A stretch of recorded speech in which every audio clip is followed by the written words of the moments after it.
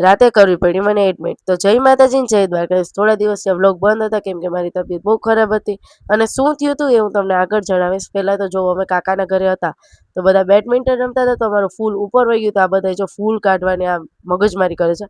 મને તો ફૂલ ભૂખ લાગી હતી એટલે હું તો વહી ગઈ અંદર ખાવા માટે. બહુ ભૂખ લાગી હતી એટલે જો કાઠિયાવાડીમાં અમારે છે ને રોટલી વધી હોય ને તો પહેલાં એને તરી નાખી, પછી ભાત વઘારેલા હતા, પછી ગાંઠિયા હતા, મેની મોર બહુ બધું હતું જમવાનું.